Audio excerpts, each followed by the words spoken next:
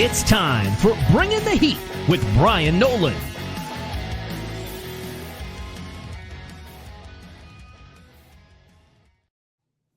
What is going on, ladies and gentlemen? It is another edition of Bringing the Heat with Bryan Nolen. Yours truly here on the week of April the 10th. We got a great show for you. Although the racing wasn't the best last week, this guy was here to cover it all with Chase Folsom. That is Mr. Trey Lyle. Trey's going to join the program. We're going to be recapping everything that happened in the latest world of NASCAR in this past week. And then we are going to be diving into what we expect of Texas. But without further ado, let's dive on into our interview portion with a fantastic guest, Ray Evernham, a NASCAR Hall of Famer, three-time Cup champion with Jeff Gordon. He has a new book out called Trophies and Scars. I already finished reading it. It is phenomenal. Highly, highly recommend you guys go to his website and get an autographed copy. Go to Amazon, Barnes & Noble, wherever you find books. Get it today because it is fantastic. So without further ado, let's dive on in to that interview. Now it's time for... Hi, I'm Ray Evernham, NASCAR championship winning crew chief and member of the NASCAR Hall of Fame. And to go into the Inferno with Bryan. Right now, folks, at this time, going to bring the program a three-time NASCAR Cup Series champion as a crew chief for Jeff Gordon. You've seen him in the NASCAR garage areas as a team owner, as a crew chief. You've even seen him in the broadcast booth. You've seen him behind the scenes. He's kind of done a little bit of it all in the world of auto racing. And now he's an author, Trophies and Scars, as told to Joe Gardner, forwarded by Jeff Gordon. Ray Evernham joins the program. Ray, thank you so much for coming on, my friend. And first and foremost, how are you doing? I'm doing great. Thank you for having me on. Yeah, it's amazing sometimes when I listen to people talk about those things that, as we said in the book, I feel like the Forrest Gump of motorsports some days. I love it, but I want to dive into why now. Why did you decide now was the perfect time for you to write a book?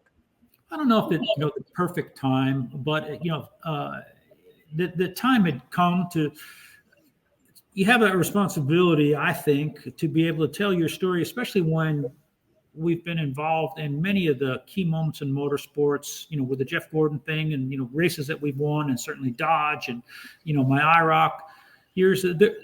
Being able to keep those stories alive and documented, for the future, for historians of racing and people that want to know, and then, being able to tell from my side of things, what I was thinking, what I was seeing while this was happening, really the meeting with Jeff Gordon, the wins with Jeff Gordon, or the splitting with Jeff Gordon. And along the way, the past 50 years, you meet a lot of people, and those people become part of who you are. They're in your DNA. They make up. And I wanted those people to know what I was thinking at that time, and how something that they did pushed me in a direction that was positive for me. And, so all rolled into one. I'd hope that the book would tell my story so that my children, my family would have it. The people who are racing fans and historians would enjoy having a firsthand account of some of those things, and then be able to pay forward a lot of the suggestions, a lot of the things that we made. You talk a lot about in there about how to build up a team, and how we improved race cars, and how we approached races, and evolution as a person, not just technology. So it was able to hit a lot of the things that I've been thinking about for a long time. And, you're not promised tomorrow. So I figured I better get some of this stuff down, while I'm getting older. Now, there's a bunch of fantastic stories in this book. I'm currently about 3/4 of the way through. I want to mention two of them in my next two questions. I want to first mention the story about Martinsville in 82 when you suffered a fiery wreck. Just what memories did that bring back to you when you were writing that? And then for you personally, I mean, you were a race car driver first and foremost. What makes it about race car drivers that you can go out and have a fiery wreck, and then your mind somehow, some way goes back and is like, I still want to do this again? Well, that wreck in Martinsville, 1982, And I think at that time in my life, I wasn't as committed to my racing as I needed to be, and making a lot of excuses about this and that. It really, not pointing towards how to better improve.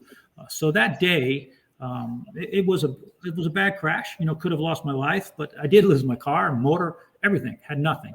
And in that time, a guy who I raced against and was in that wreck as well, Tony Siscone, who, we raced a lot at Wall Stadium, and Tony was hurt way worse than I was.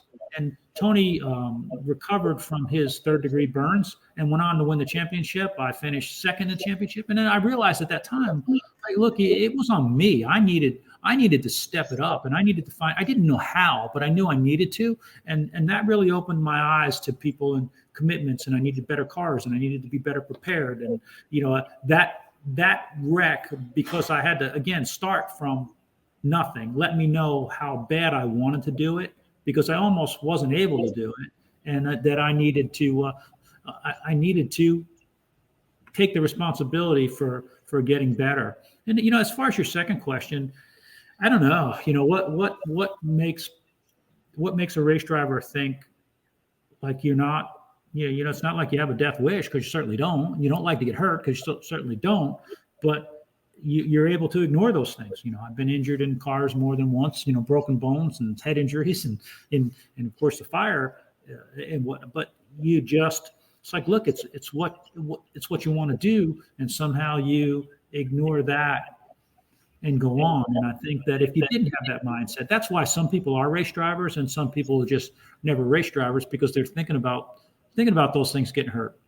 The rush that we get from driving that car. Today we still build some pretty wild cars just to go play with, just to get that feeling.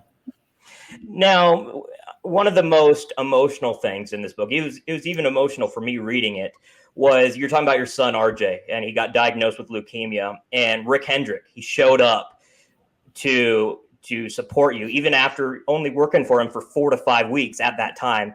What did that mean to you personally? Not just as that is your boss, but just as a friend, that he would do something like that. And then what kind of emotions did that bring back when you had to relive it writing this book? Well, Rick Hendrick doing that means more to me every day than it did back then. Back then, I couldn't even fathom it on how somebody could do that. And now, as I've known Rick for over 30 years, it means more to me every day, that's the kind of person he is. And that's just Rick Hendrick, and that was very hard for me to talk about, with Ray J's leukemia and the unknowns, but I felt it was a very important part of the book. People, if you want people to really understand who you are and what you went through, and, some people may have thought everything was just, not on the 24 car, but maybe it was just rainbows all the time, wasn't, right? Life is life, and everybody has those challenges. And I wasn't unique to the challenges that I had, but hopefully by writing the book and saying we were doing this and we had these challenges, it gives other people some inspiration to continue forward. Speaking of Hendrick Motorsports, their 40th anniversary for them. When you think of Hendrick Motorsports, what comes to your mind? Oh gosh, just the juggernaut that they are. What Rick Hendrick is doing is just, really, literally, it's incredible what he's been able to build over the past 40 years, and the commitment that it's taken to do that. Like, if you look at the commitment that man has made, it's incredible. And I know there's been some great people right along the way. It started with Jeff Bodine and Harry Hyde and then Tim Richmond and, certainly Schrader and Rudd and Bonnie and Jeff and me and Jimmy. And now he's got Kyle and Ellis. He's got all that stuff. But the one common denominator has been Rick Hendrick, right? He's been the catalyst for everything that's happened there. And I can tell you that as you read and understand the man's story, he did Hendrick Motorsports out of passion. He loves the car business, but car business is his job, makes money. Hendrick Motorsports has been a passion, and he's done several things more than once that have he's really had to put a lot of extra effort in to grow and make that place successful. Couple more things here, Ray, before we let you go. I see your vest the IROC. And it was announced earlier this year that IROC is coming back for an event. Now, obviously, you're instrumental in both purchasing the rights and spearheading the return of it. What just made you want to get back involved? And then where are you currently at in the process of getting these race cars back on the racetrack? Well, IROC is special to me because that's where I got my big breaks. 1983, went to work for the IROC series under the Penske umbrella. Certainly the man that's been my biggest mentor in life, Jay Signori, got to work with him and some great drivers. So it's always been special to me. It's been a special brand. It broke my heart when they went away in 2006. And then the marks just got kind of pushed into different areas. And have a good friend, Rob Kaufman, who's a racer like me, loves vintage cars, loves the history of the sport. We got together and said, hey, let's try and see if we can get these marks. And we were able to do that. And our first step is to get a IROC reunion, if you will, gather as many of the original IROC cars, drivers, find as many of that much stuff as we can, and then get that together, find out how big of an interest with the fans. Ultimately, would we love to be able to bring back the IROC series in some way, shape, or form? For sure. But, one step at a time, we're figuring out exactly where that would fit, how it would work. So right now we're still in the early development stages, but there will be announcements coming very shortly about the first IROC reunion. Last but not least, Ray, when people are reading this book, what do you want people to get out of it? What is the one message? If you had to have one message for someone to grasp at or to get, what would that one message be? I think it's important to evolve, right? Evolution of yourself is important. And to do that, you have to reflect with honesty on where you were. So it's hard to say I want them to get one thing out of it, but I always tell everybody, look, I like the book to do just the 3 E's, right? We want it to entertain people, we want it to educate people, and we want people to have some emotion reading it. So I know that's not one thing, but I think that will make it an enjoyable. If I can accomplish those things with the book, it'd make me happy. The 3 E's, I love it. And I can personally, from my experience, I've gathered all 3 of those E's already, and I'm only 3/4 of the book in. Ray, once again, Trophies and Scars, you can find it on Amazon, Barnes & Noble, wherever you get your books. Ray, thank you so much for coming on the program. Once again, congrats on a great book. I wish you the best of success. And when the IROC reunion comes around, let's have you on the program again, my friend. Love to. Once again, Ray Evernham, a 3-time NASCAR Cup Series crew chief and now the author of Trophies and Scars. Once again, that was Ray Evernham. Big thanks to Deborah Robinson. Beautiful, beautiful, beautiful book that Ray wrote. There was a lot of stuff that were probably very, very difficult to write in it. I will say that much. It was like he said, the 3 E's: educational, emotional, and I already forgot the last E, but I definitely, the 2 out of the 3, thanks, brother. I appreciate that. 2 out of the 3, it was emotional, it was educational. So I definitely checked clearly, because you forgot the 3rd E. It was very educational for you. Yeah, I can't even right now. I should have gotten Chase to co-host the program. But without further ado, at Trey Lyle _VT is my co-host. Trey, you can read it on the screen. You can read it on the screen. Trey Lyle VT. Why don't you just do an underscore after Lyle? It makes my job easier. No, I already had to change my Twitter once because Ed kept messing it up. Now I have to change. I'm not changing it again. So shout out Ed. Love Ed. What a guy. Can I play this video now so we can start? Yeah, let's do it. What's still hot? It's time to upgrade you on the latest news in NASCAR.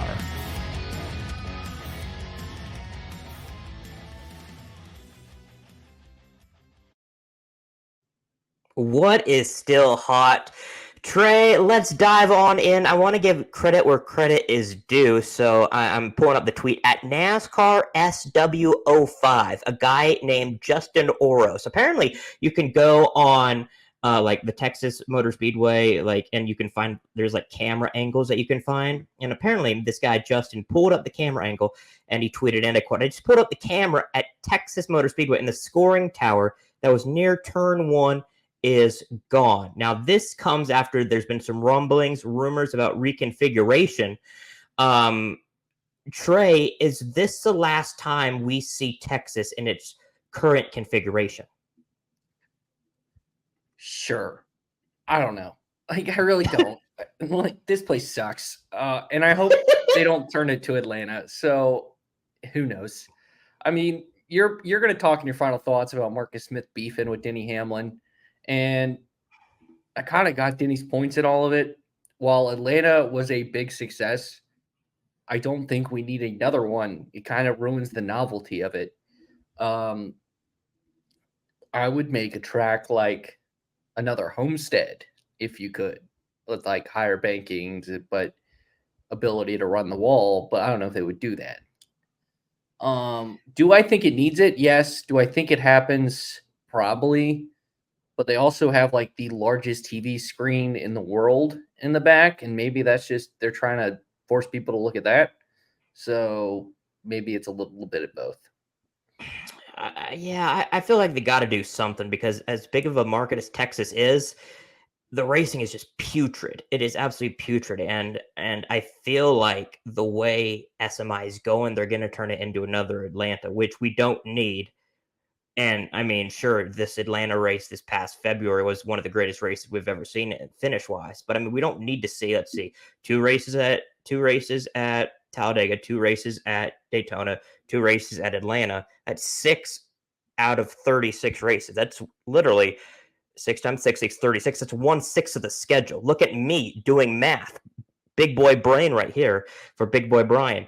1/6 out of the schedule for super speedways.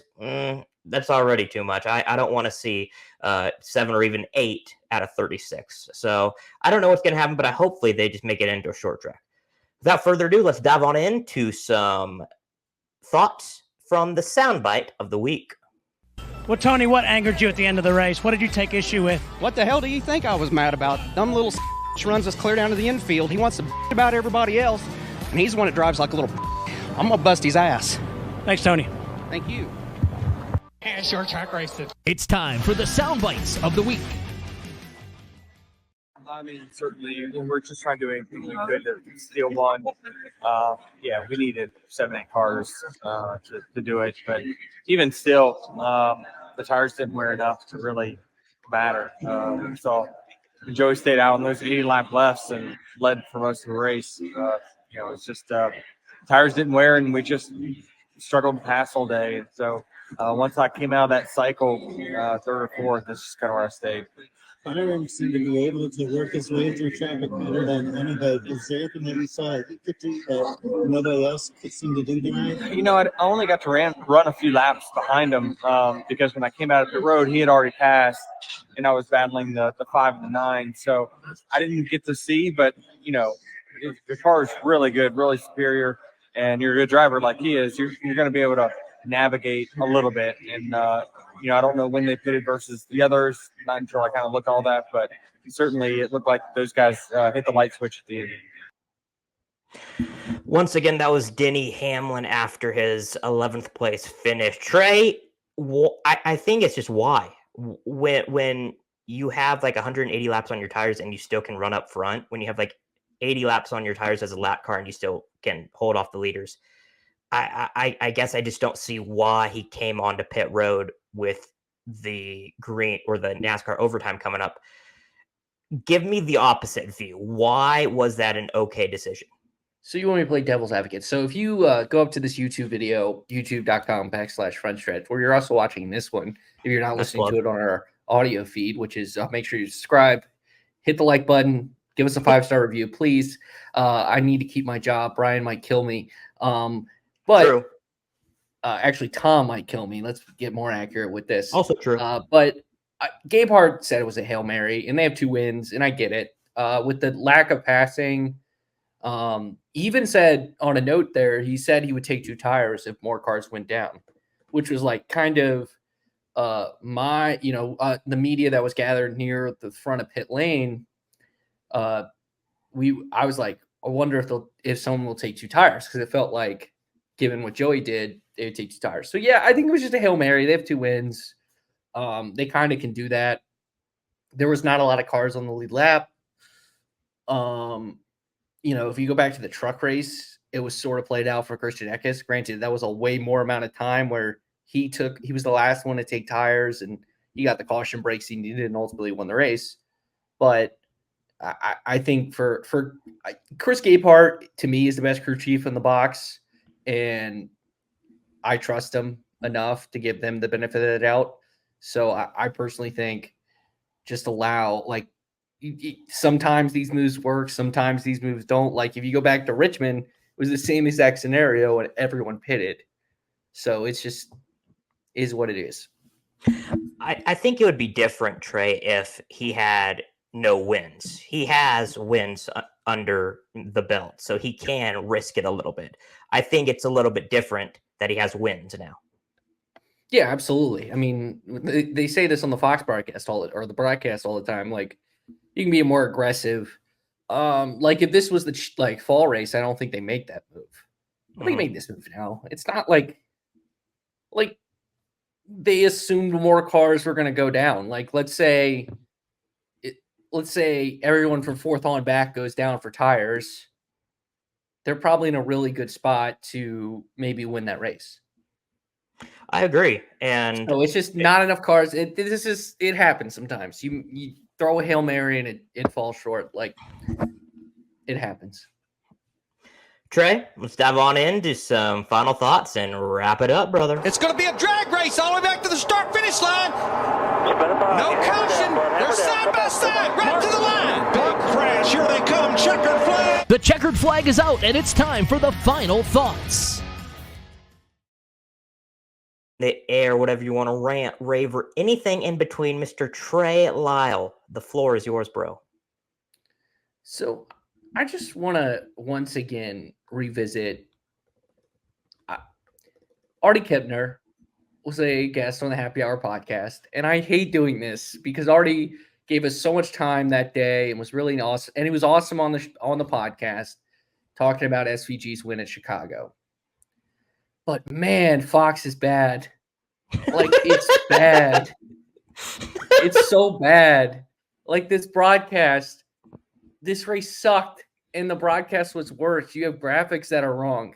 This is for Fox Sports in general, so this part's not Artie's fault.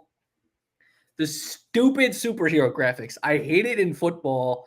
I hate it in college football. They don't do it. They just show the normal human being when they score. It's the same exact bug and graphics that they have for the NFL, but they show the stupid cartoon character. Like, it's 1 year, sure, but this is like 5 or 6 years they've been doing this, and I am sick of it. Like that. Then you get the race winners wrong, and then you're not telling the natural story of the race. I know people got on about the Hendrick 40 thing, but that's the story of the race. Like, that's they were 1, 2, 3 in the final stage. Like, you tell the Hendrick Motorsports story. But yeah, frontstretch.com is full of articles about this broadcast. So I'm not going to go too in depth, and we talked about it on Happy Hour, but it frustrates me. It really, because NBC is really good. And I think NBC is sort of going to take a half step up this year because they're going to bring in Lee Diffie, but they lose Dale Earnhardt Jr. So it feels like a half step. And I really think Amazon and Max are going to invest heavily in their broadcast crews, i.e. hiring Dale Earnhardt Jr.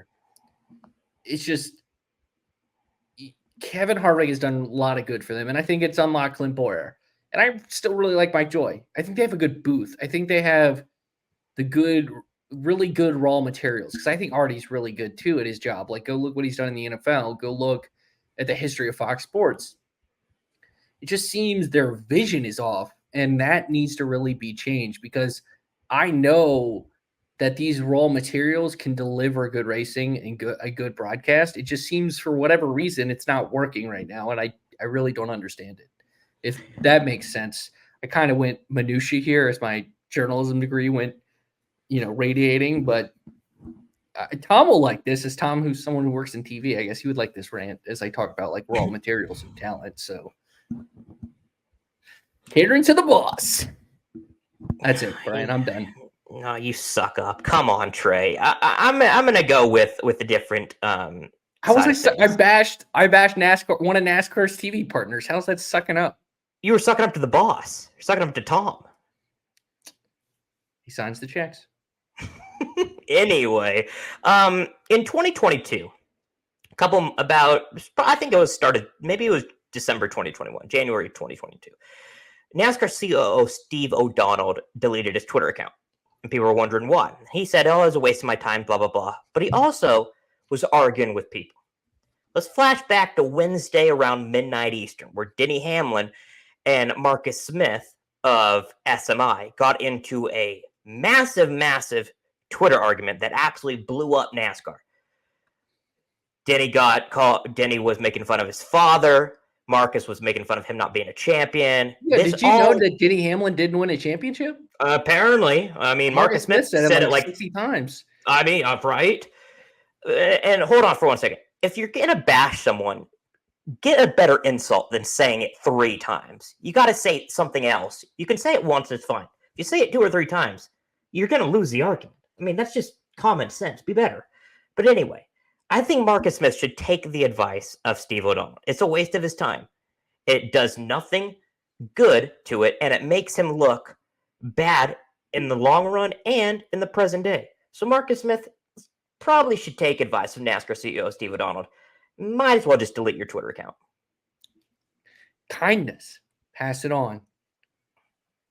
I love those commercials. Oh, thank God you got it. I'm so happy. I was gonna say, if you needed any better insults, I know like 3 people that can help you out pretty well. Oh yeah. Given the insults that gets shared every weekend. Mm-hmm. Yeah, there's so many insults that could be from Denny Hamlin. I mean,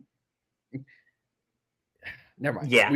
This probably a good idea, or else you would probably be getting a butt chewing from the boss. Shout out Tom Bowles. Love you, Tom. Now, no, look, it's your fault. This is your podcast. You're the one that said it. Yeah, but I would edit out the parts I said and just keep the parts you said, because that's the beauty of being the editor of this. I hate this. Once again, big thanks to Ray Evernham. Once again, Trophies and Scars. Fantastic, fantastic book. And when I say I've read this, I actually have read this. I'm a huge reader. Could not keep my eyes off the book. It was fantastic. Really, really recommend it. Big thanks to Deborah Robinson as well. Huge thanks to Trey Lyle for producing this program. Big thanks to everybody that supports the program. Through the Gears with my boy Tino is going to come up next on the Front Stretch Podcast Networks. And then you got Stock Car Scoop every Sunday with Mr. Cheekies. Trey, at Trey Lyle VT. I'm at the Bryan Nolen. It's always a pleasure. Thank you so much, and we'll talk with you next week, Trey. This in just sneaks up right on you. I know. For Trey, I'm Bryan. We out. See ya. Hey, everyone. Dalton Hopkins here with FrontStretch.com. Don't forget to hit that subscribe button and check out one of the 2 videos next to me to see more of our racing content.